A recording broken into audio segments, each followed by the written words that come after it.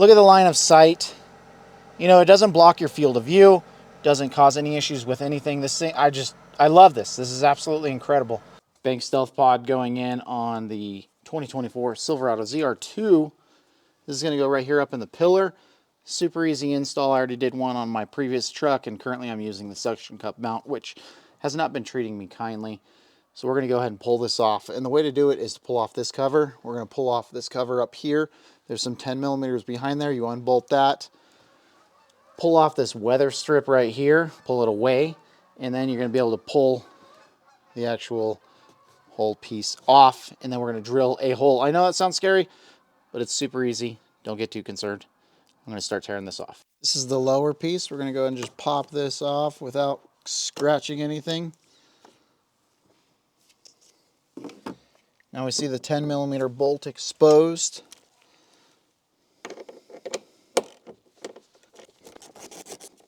Now that one is off. I'll go ahead and do the same for the top one. All right, bottom one is off. Top one is off. This will come out now just by pulling on that. We see I already ran the cable, but we'll get into greater detail on that. But what I need to do is roll to the outside here and pull this weather strip off. Just enough like that. All right, and then I need to pull.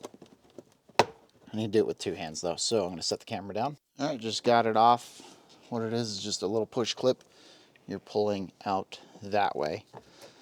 And then what we need to do is just pull this up from the bottom corner there. Let me move this so we can see a little bit better. It's just going to unlatch itself from down there. I'll set this down.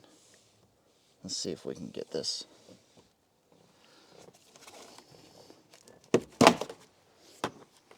All right, I've got it out. And you can see where it was just hooked onto right there. I'm going to go ahead and drill that hole out a little bit right there with the unibit. And that's just going to make it so that way we can fit this harness through. There's our finished product right there. That should be able to fit the connector through. Now we're going to go in the truck.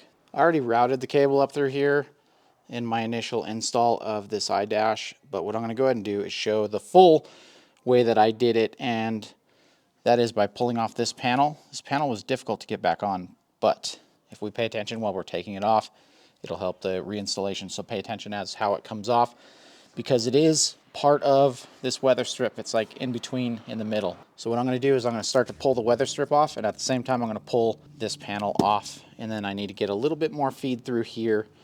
So we'll do that right now. I started on it right there at the top, pulling on both of these at the same time. I'm going to slide my thumb down, and I popped it off. Let me grab a light so we can see in there a little bit better. Actually, that works right there. So you can see how I have the harness routed through there, and it's zip tied right there so that way it's not rattling. And it's just connected down here to the OBD port. That's it, super easy.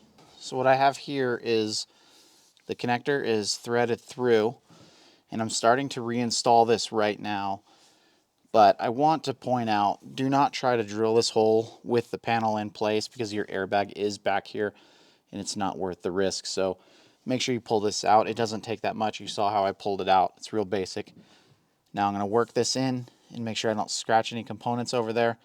Get it set into place, then get it pushed up into there, and just have this harness routed through. I carefully set it into place down on the bottom. You can still see that it's hanging out right now.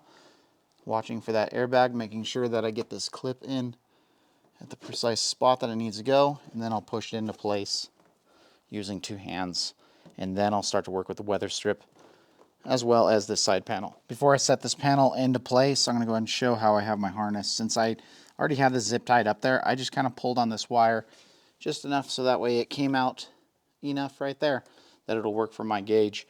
And so I'm going to put this back together right now. Again, I'm going to need to use two hands, so we're not going to be able to see that, but it's going to go slip in with the weather strip first, and then it's going to pop into place. Again, be very careful so you don't scratch up any components here.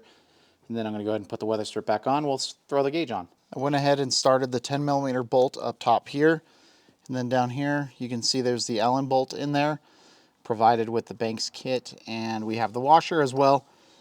And that's going to sit flush like that. So I'm going to go ahead and tighten those up. I like to thread in both bolts before I tighten anything down, so that way there's no cross threading going on. It sits nice and smooth. All tight, cover reinstalled on the top. You can see how well this fits right there. I'm going to go ahead and plug in the iDash into here and set that into place. Nice and solid, not going anywhere, not blocking your view. Very nice. All right, so we are plugged in. Powered itself on. We got dash lines because it's not running right now. But then we're just going to push this in. Nice and flush. It's not going anywhere. All right, let's go ahead and close this door. Then I'm going to fire this up. Right here, just a sec. All right, so our Banks iDash is now going to power up. You're seeing exactly how long it takes. That's the firmware version that I have on there, 1.240, 1.24.00, I believe is what it said. All right, now a lot of people ask me, well, what do I watch? This is what I watch on a daily basis, well, at least with my 23. So I like the DPF regen percentage, intake air temp, def level, engine coolant temp, engine oil temp, and charge air cooler 1, charge air cooler 2. That's the temperature of how hot it, or what's the temperature of the air coming into the charge air cooler, what it is coming out. So right now, the truck is cold, so it's trying to warm itself up, so it's not going to allow any coolant through there, really, is my understanding. Now, EGT1, I kind of watch that just to see if I'm towing or running hard. I want to watch this. I don't want it to go above 1250, 1300 degrees because it'll start to derate itself. So I kind of monitor that as well. Engine oil temp, I just like to keep my eye on it, as well as engine coolant temp. So there's no specific number. It's always going to be moving. Don't worry about that. Def level, obviously, that's self-explanatory as to what you're watching for. Now, DPF regen percentage, I like to watch that because as it gets closer to 100%, I will go ahead and try to change the way that I'm driving to make sure that I get a full regen completed with that. So there is another option to show on the screen. So if you hold that button down right there, it's going to take you to another screen. This is another screen that I have set up. So now you see I have DPF regen percentage and regen off. When this hits 100%, this will take a little bit, but it will click over to on, and then that tells you whether the regen is currently active or it's not. And when it is, you'll notice a higher idle. The engine will sound different. Did not mean to zoom in like that. But there's a whole host of information that you can watch on this. DPF distance, obviously that's 0 because we haven't run a regen on this truck because we're at 206 miles. So I'm going to go ahead and go back to my other screen because that's the one that I prefer. And you can set this up however you want to do these. You can adjust them. I'll do a full video on how to go in there and make all the changes. But for now, this is just showing off this stealth pod. This thing is absolutely incredible. Look at the line of sight. You know, it doesn't block your field of view.